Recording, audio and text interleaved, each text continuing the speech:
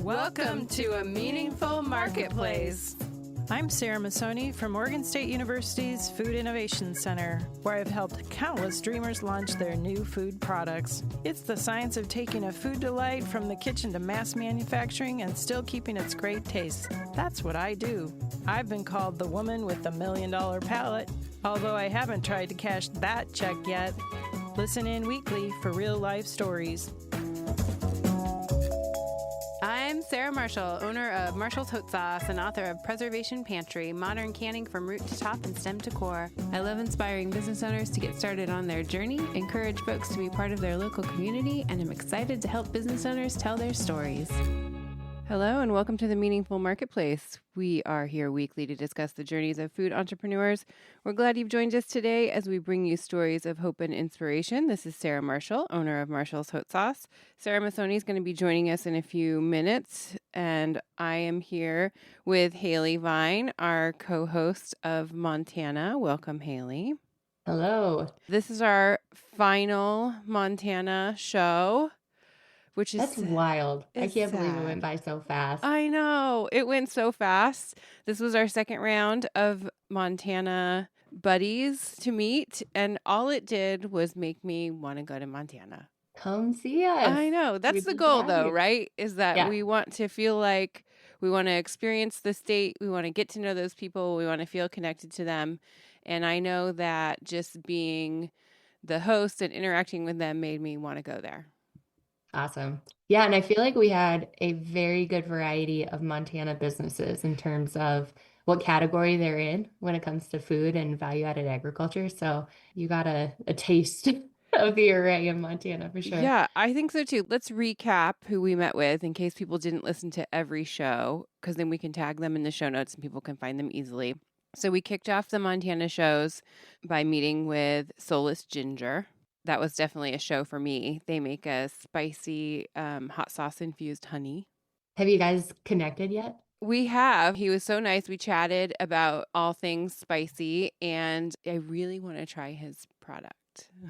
Awesome. So I'm very excited for that one.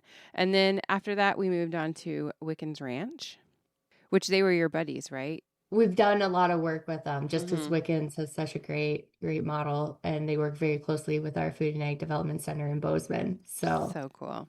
Yeah, Eric is great with innovation, I think, in the meat space, Yeah, so fun. Our Montana episodes, of course, we've had a lot of ranchers, so I feel like I've really gotten to know what it's like to live that life or know more about what it's like to be a rancher. I definitely, before we did these Montana shows, I didn't really know. And we don't have many ranches like that here in Oregon. We just don't have the space exactly the same way that you do. So it's a little bit different life to live. So it's been nice to hear that directly from your Montana ranchers. It's been very fun. That's cool. Yeah. And then we met with 41 Grains. Yes. Her and I used to work a lot together when I lived in eastern Montana and when we farmed pulse crops over there. So it's been really fun to see her business from start to now. It's incredible. And that is one of the products that I got to try, like physically try, because I met her at the fancy food show. So the puffed lentils, I would recommend people. Yeah, the lentil crunchers. Yeah, lentil crunchers are so good. I love the sea salt one, but I also really love the barbecue one. So I would recommend that people, those are a product that you can get anywhere. So you can order those from them, 41 Grains. And then we moved on to Wild Montana Foods, and Megan was doing the infused vanilla products. Yeah, I met with her earlier this week and we had great conversation, and she gave me some of her vanilla maple syrup, and oh my goodness, so good. I just put it in with some heavy whipping cream and frothed it and added it to my coffee this morning. Chef's kiss. That is so fun. Yeah, that one. And she was a fun one because she had reached out to us like a year ago through our hotline.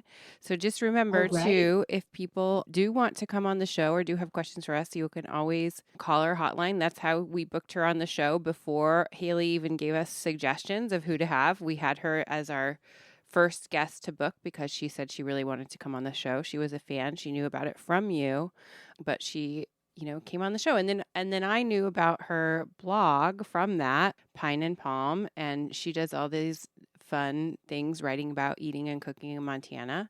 So people should check that out. Just remember, you can always send us a text message. 503-395-8858 is our hotline number. So if you have questions for us or want to be on our show in the future, we might not be able to book you right away because we book specific content for different times, but that's what I told her. And then it just took a year and then she was on the show. Perfect. Patience is virtue. As long as you're patient, we can make it happen. And then we moved on. We interviewed Old Salt. There was a hidden gem in that one, which I didn't know, that one of my favorite chefs from Portland had moved to Montana and was cooking there. So I didn't know we had that connection, Andrew Mace. So that was really fun. And that was one of the ones that I really wanted to come to the festival that they put on, which is in June. Yeah. So I missed it, but next year. Yeah, they're another great family and just business model that's unique. Yeah, and then I looked at the festival even further, and I saw other people from Portland that were cooking there that he had come. So they must have come with Andrew. I mean, they are still based here, but they went to come help. Oh, very cool. Yeah, you'll have to come next summer. Yeah. I think that's going to be like what gets me there. I'm pretty sure. Andrew and his food. Yeah, Andrew and his food are going to be my driving force, but then I'll be able to tour around and see all these buddies. And then our final show was Fermented Foods, turning ugly vegetables into fermented products for everybody. So Delicious. very fun. Delicious. And I see that Sarah Masoni is joining us. So yeah, it's been great to hear from all these buddies. Hi, Sarah Masoni. Hi, I'm sorry. I was mentoring somebody and I just lost track of time. Oh, that's fine. We just started without you. So we were just recapping all of the people that we met in Montana, and we just finished. So we were just going through all the great buddies that we got to meet and talking about how it made me want to go to Montana, and probably it will happen. Yeah, I'll probably be in Montana this coming summer, I think. Ooh, yeah. I was just saying that would be probably the thing that would bring me there is the take your whole fam there and go on a vacay, dude. I You're know. over to Washington. Maybe you got to go to Montana. I know. Well, and where the festival is, it's fairly central between Glacier National Park and Yellowstone National Park. So yeah, you can fly into Missoula and rent a big old SUV and drive all your people around. You'll have a great time. That sounds like a good plan for me. I don't know about a big SUV, but maybe. It's just like your car, just taller and one more row of seats. Yeah, maybe I should. Maybe I should get a big truck just because I'm in Montana. That sounds fun. Right? Extended cab. Mm-hmm. Well, we have been partnering with the Regional Food Business Center to bring you guests from our 6-state region. As you know, this is our final Montana show, but we wanted to encourage you to connect with your state by signing up for the Regional Food Business Center newsletter. It's a breeze to sign up. Just go to Northwest Rocky Mountain Regional Food Business Center.com, hit connect with us, and choose the button to receive newsletters. The Northwest and Rocky Mountain Regional Food Business Center is the proud sponsor of the Meaningful Marketplace podcast, giving a voice to food from across the 6-state region of Colorado, Idaho, Montana, Oregon, Washington, and Wyoming. The Food Business Center supports Northwest and Rocky Mountain food industry makers as part of the USDA's National Network of Food Business Centers, supporting a more resilient, diverse, and competitive food system as a go-to source for small and mid-tier food and farm businesses with a focus on underserved communities, providing education in the form of technical knowledge, business programs, and industry news. We sponsor trade shows, meetups, and conferences to connect growers, producers, retailers, distributors, and processors, all to stimulate business and raise the standards of our storied food industry. Join us as we travel through the 6-state region, learning more about food makers, food hubs, and food systems. Visit the website at Northwest Rocky Mountain Regional Food Businesses.com to get connected. I have a game for you guys. You ready? yeah. Sure. Okay. This is a true or false game all about Montana. 4 questions. The winner is just the winner. So the stakes are low. Okay. True or false? There are nearly 2 cows for every human in Montana. True. Definitely true. It is true. Montana's called a cow-heavy state. Very cow heavy. Holy cow. Holy cow, it's a cow-heavy state. All right, question number 2. You both win that one. Good job. The most popular Montana dinner is meat, potatoes, and kale. True or false? False. False. I don't know about the kale part. It's I false. think You're you were right. trying to trick us. That was like throwing Montana and Oregon together. It There was. you That's go. exactly what I was doing. So the most popular dinner in Montana is actually just meat and potatoes. Yeah. Kale is from Portland. Okay, next question. You guys both got that one right. Rocky Mountain oysters are from the sea. True or false? False. False. You're right. We'll let people figure out where those are Do you from. enjoy Rocky Mountain oysters? No. Ooh. But it's a regional dish of Montana. I've never had them. I had tried anything once. Yeah. Hailey, have you? I have multiple times. Mm-hmm. At MSU, the Egg Frat, AGR, they Yeah. host what's called Testy Festy. Oh, no. That's all they do is cook that and have local music and dancing and yeah. Yeah, probably. That sounds pretty And fun. beer. Lots of beer. Yeah, lots of beer. Yeah, I have actually had them as well, but not in Montana and Colorado because it's also a local, dish there. I've never seen them served here in Oregon. We had Not a them thing. fresh one time at a branding. That was Oh, whoa. interesting. Maybe I won't get into the details of That sounds but intense. Yeah. It was good. Okay, next question. You guys both got that one right. This is the final question. Every Montanian, is that how you say it? Montanian? Montanan. Montanan. We say Oregonian, so I was adding an extra letter in there. Has a mistress, and her name is Huckleberry. True or false? Truth. Everywhere you go in Montana, you get huckleberry stuff. And I actually true. have a little bottle of huckleberry hand lotion that I bought in Montana. Yeah, the huckleberry is the state fruit. Mm-hmm. We have huckleberries in Oregon too, but they're much harder to find. Oh, okay. Yeah, it's a very specific altitude. Yeah. That's why they really haven't been commercialized. Mm-hmm. That's how it is here too. So it makes them extra special, and that's why they say in Montana, that people are searching for them because they're a little hard to find. Have you ever because of the picked a altitude. huckleberry? Yeah, They take forever. I grew up on Mount Hood, so in the altitude where they're from in Oregon, and so I grew up thinking that they were just abundant, and then I moved into the city and was like, "Where's all the huckleberries at?" Awesome. But okay, well, thanks for playing my game, you guys.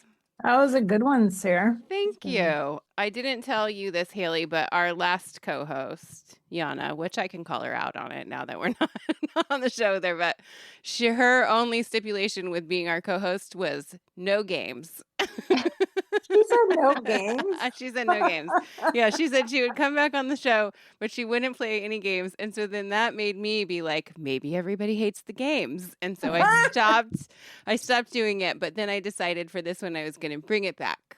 I mean, I'm glad you Yana's did. last show, she was pretty on it. She could have done a game. I on think her I last could have. show. Yeah, she was way more comfortable. I think I could have snuck a game in on her, but Yeah, after 2 years of doing shows with us, I think she finally got used to being on the show. I think so too. Well, thanks for participating with me, both of you.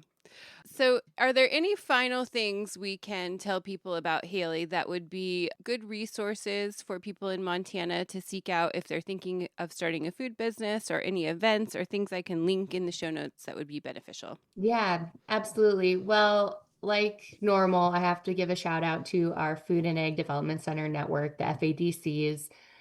We are just very fortunate to have them in our state, especially since they're tailored business support in that food and ag realm. So we understand that sometimes those industry dynamics or those regulations and licensing, it's harder to navigate when you're a startup business. And so they try and take the guesswork out of that. I kind of call them my knowledge brokers. If they don't know the answer, they 9 times out of 10 know the person that does have the answer. They are also very beneficial to work with when it comes to navigating the Montana Department of Agriculture grant programs. So we have the Growth Through Agriculture that's live right now, GTA, that's our annual grant. We have the Business Acceleration and Marketing Grant that's actually closed because we ran out of funding, which is great. That means we had amazing projects to fund earlier this year, but we hope to see it reopen the beginning of 2026. Wow, 2026, kind of weird to say. I know. I just started booking things for 2026 and I was like, I can't tell if that's real. Yeah. So they're great. And I guess I'll drop a little teaser. We're working with the network to create this curriculum that business owners will be able to take themselves that really navigates what does it look like to be a food value-added ag entrepreneur in Montana? How do you navigate your market? How do you navigate licensing and regulation? As we've mentioned before, MDA isn't the regulating body when it comes to those food products. We work with the Department of Public Health and Human Services, and they're great. So we're kind of partnering up with them to get this knowledge out there in a type of classroom format. We have some incredible people in the network that we keep hearing them say the big R word, retirement. And so we want to capture their knowledge before they step out. And so I'm really excited about this course curriculum. Right now, we think it'll be free, or if we do put a charge to it, it will be very minute. So keep a lookout for that again at the start of 2026. Would people find that through the Department of Agriculture? Like, where would they be looking? Yeah, we hope to host it within the MDA website or platform, but I think the best route is to just connect with your local food and ag development center, and they'll be able to get you connected with it. Perfect. And are there any other food businesses that you had wanted to have on the show that we couldn't fit into this show that we can send people to find? Yeah, when we were talking about huckleberries, I started thinking about haskaps or honeyberries. Are you guys familiar with those? No. We do have So, those in Oregon. yeah, they're delicious. And we've had some producers around the state doing some hard work to try and make haskaps or honeyberries just as popular as huckleberries because they are just so delicious. And so there's a few producers in that realm. I think of Aspen Grove down in, I believe they're in the Hamilton area. They do some delicious jellies and jams from their haskaps. We have a honeyberry farm up in Whitefish that they'll do farm tours and you-pick opportunities. And then there's another berry farm in Helena that also does some activities like that, and a lot of farmers market stops. I believe it's Apple Bar Orchard is their name. And then Big Sky Honeyberries was the one in Whitefish. But Montana is very much known for our cows and our grain. And so it's been really fun in my job to learn more about the specialty crops that we grow here. And so obviously berries are one of those. So I've learned a lot in the last year about honeyberries. So I think people should dive into that a little more. And Sarah, you said we have those in Oregon? Yeah. I didn't know. In the Willamette Valley. Okay. My favorite way to eat them is frozen. Like I'll put them in the freezer for a little bit and then, oh, they're so good. I'll have to search them out. We don't have them at our farmer's market, but it makes sense that they would be more in Willamette Valley. I don't make it to those farmers markets, but I need to. Oregon State University's College of Agricultural Sciences and the Food Innovation Center are proud sponsors of Meaningful Marketplace. With a mission to serve all Oregonians, we are committed to giving voice to those whose food and agricultural stories are not always heard. By providing access and opportunity for a more diverse and just food system, because food brings people together. Okay, ladies. Well, we have about 2 minutes. Any final thoughts anybody has about Montana? Well, I think Montana should keep going with their podcasts. So you can sponsor us and we can have shows whenever you want. Just let us know, Hailey. Okay. Yeah, good to know. I'll talk with our advisor and see what we can do. I'd love that. Yeah, it's been great to meet with you, Hailey, and have you be our co-host. I feel like we've gotten to know you, gotten to know what you do in Montana, and gotten to know all these wonderful people because of you. So thanks for putting this all together with us and taking the time to do it. Thank you. I can't believe this is the end of the second year. It's crazy. I know. I always get emotional. Well, yeah, I hope to see you guys in person sometime soon. Please come visit. Yes, we will do our best, right, Sarah? Yes. We want to try to do we talked about doing Roadshow. a road show where we do video and go to all the different states with Sarah and I on the that road. would be amazing. Wouldn't that be fun? Yeah, We're pretty be fun to great. hang out with, and so we thought it would be like people being with us on a trip, which Yeah. people tell us all You'd the be time that filming we're your fun. podcast while you're driving. Be like, where are the Sarahs? I know. We'll see. We'll see if somebody else thinks that's a good idea and can sponsor us. That would be wonderful. Maybe who were we going to reach out to, Sarah? Alaska Airlines was our first person we were going to see if they'd fly us around. I love it. They sponsored an event we were at. All right, ladies. Well, thank you so much, and we'll meet again in the future. Thank you for listening to our show. Before we go, show some love for your favorite podcast by leaving us a review on Apple Podcasts or iTunes. Follow us on Instagram or YouTube at Meaningful Marketplace Podcast. And you can call or text us with questions at 503-395-8858. We couldn't do this with our fantastic team at Joy of Creation Production House. Thank you to Dave, our production coordinator, and Hailey, our audio engineer. We will be back next week with new guests from Washington. Join us next week, everybody. Bye. Bye for now. If you love the stories we bring you each week, please consider supporting us on Patreon. As an independent media company, your support is absolutely essential.